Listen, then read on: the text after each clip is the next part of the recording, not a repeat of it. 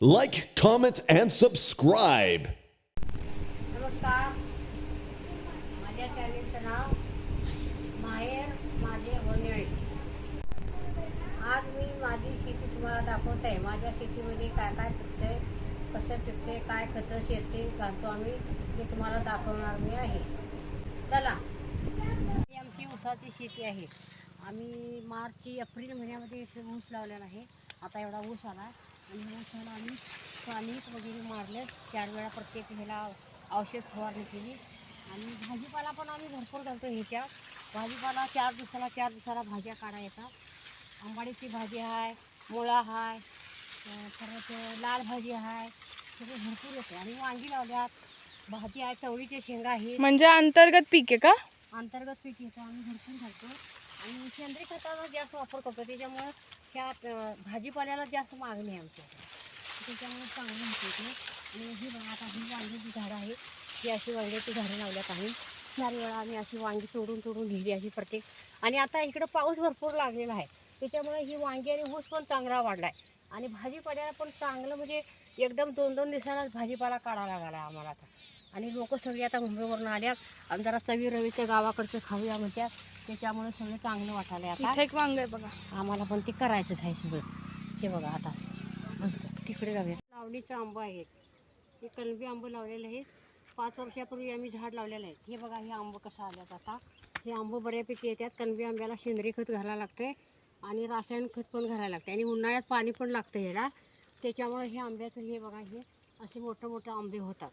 आणि इथून पुढं आम्ही आंब्याची परत आम्ही झाडं लावणार आहे आणि चांगली शेती पिकवणार आहे. 4 जण असं टाकलं, पाणी होतं भरपूर. आणि ही आता कवळं देत आल्या त्या भाजीच्या देठांची जर भाजी केलं तर एकदम छान, अगदी आजारी माणूससुद्धा खूप रोटेल. बिन औषध पाण्याचं हे चांगलं होतं. आणि ही औषधिक भाजी आहे ते बघा, चवाळ्याच्या भाजी. आणि कसं कोंबरं आल्यात बघा आता ह्या भाजीला. आणि पाऊस पडायला नाही बघा रोज, त्याच्यामुळे ही चांगलं आहे, तुमच्याकडे पाऊस आहे. होय, आणि चांगलं पीक यायला आणि मस्त रस्ता पण एकदम छान झालाय तुमचा. आणि चांगलं झालं, त्याच्यामुळे चांगलं यायला लागले. मांडव घातलाय मी इथं. थोडीशी जरा जागा पडली ती का सोडायची म्हटलं, आणि मी आता तिथं आळी घालणार. झवड्याची शेंग, दोडकं, वाळकं, काकडी वगैरे सगळं, म्हणजे सगळे वेल चढवणार. आता आळी घालायला सुरुवात आहे. शेणखत एक टॉली आता ह्याला इसकटलेला आहे. म्हणजे रासायनिक खत कमी वापरता, सेंद्रिय खत खूप जास्त आहे. आणि ही अशी आंबाड्याची भाजी पण आहे बघा. ही आंबाड्याची भाजीला एवढी चव आहे की लोक खाल्याली सारखंच भाजी मागायला. 2-2 दिवसाला भेंडी तोडायला लागते. आणि ह्या कवळ्या भेंडी असल्या तर छान लागतात ना, त्याच्यामुळे कवळी भेंडी 2 दिवसाला 4 किलो भेंड्या काढतो आम्ही. दाखवा बरं भेंडी. आणि हे बघा, ही अशा कवळ्या भेंड्या घ्यायला लागतात. आणि ह्या चांगल्या भेंड्या असतात, त्याला खत पाणी चांगलं. पावसामुळे चांगलं यायला लागले आता. आणि पाऊस पण आमच्याकडे चांगला झाला आहे भरपूर आता, त्याच्यामुळे ही सगळं पीक पण चांगलं यायला. होय, पिकासनी पाणी पाहिजे. त्याला भरपूर पाणी झाले. हे बघा ही अशा भेंड्या 2 दिवसाला अशी भेंडी तोडायला लागते. बघा ही अशी 2-2 दिवसाला भेंडी तोडून आम्ही इथं घेतो. आणि थोड्या घरी आता खायला घेतो, थोडी विकायला घेतो. आणि मग तिथे थोडं बावची आता 2 दिवसापूर्वी तोडून नेलेले आहे. भरपूर बावची आल्या. आणि त्याच्यामुळे बावचीमुळे भरपूर पीक यायला लागले, पावसामुळे यायला लागले.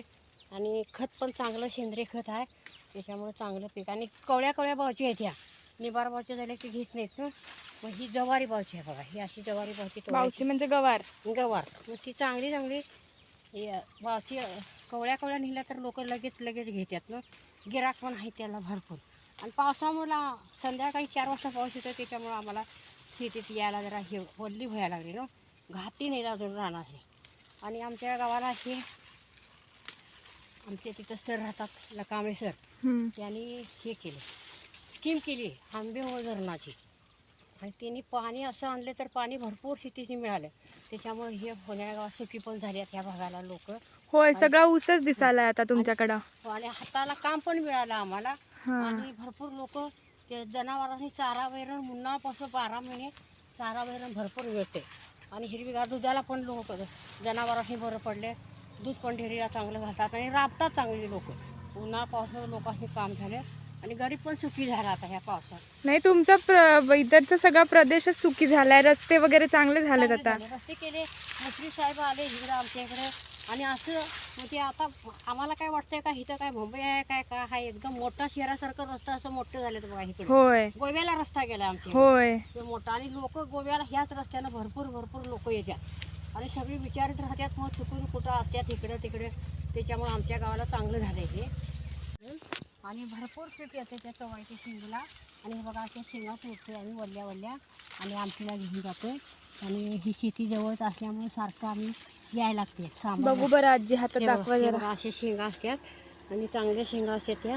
आणि शेंगा भरपूर म्हणजे ते घरात आलेल्यांना पण आवडायला लागले ना की प्रत्येकजण म्हणजे शेंगा घेणारे मुंबईवरून आल्यात. मला 5 भाऊ आहेत. माझ्या पाठीवरचं मी मोठी आहे. मी माहेरी राहते भावांच्या जवळ आणि मला भरपूर भावांचं सहकार्य केलं. आणि मुलगा एक आहे, मुलगा पण चांगला आहे, सून चांगली आहे. मुलगा दररोज आई कशी आहेस काय सारखं फोन करतोय. 3 मुली आहेत, सून बी चांगली आहे. 3 मुली आहेत, तिन्ही त्यांच्या सासरवाडी चांगले आहेत. त्यांचं काय मला तक्रार कधी नाही. माझं जावई पण चांगले मिळाल्या. आणि माझ्या 5 भावांच्यामध्ये मला 7 भाचा आहेत, 2 भाची आहेत. पण चांगली आहे, मुंबईला चांगली राहते सगळी तिकडं त्यांचं काही एकामेकात हे नाही. भावजा पण चांगले आहेत, भाऊ चांगला आहे आणि मला सहकार्य करतात. आणि आमचा मालक वरून 11 वर्ष झाली अटॅकनं वारलं आणि मी माहेर इकडे राहायला आलेलं आहे. आणि माझं चांगलं होतं सगळ्यांचं सहकार्यामध्ये एकदम बनमिळावं माणूस होतं ते. आणि आता काय करायचं मग आमच्या वडीलवरून 20 वर्ष झाले. त्याच्यामुळे मग आमचा मोठा भाऊ काय म्हटला आहे तू राहा का इथं सासू म्हटलं. त्यानंतर आम्ही आलो आणि आमचं वडीलवरून 20 वर्ष झाली आणि आईवरून 4 महिने झाले. सारखं बुट्टी घेऊन गेलं की आई घरी सारखं उतरली की बुट्टी बसायची. आई मी हे करतो ते करतो नको म्हटलं आई ऐकायची नाही. मग आता मला घरी मी एकटीच राहतो, ही बाहेर असते सगळी. पण घरी गेलो की सारखं मला आईची आठवण होती. 4च महिने झाले ताईला वारून. एवढी आई आमची साधी होळी होती की ती कधी काय मागितली नाही कुणाकडे. आणि चांगली पण होती तशी आई आमची.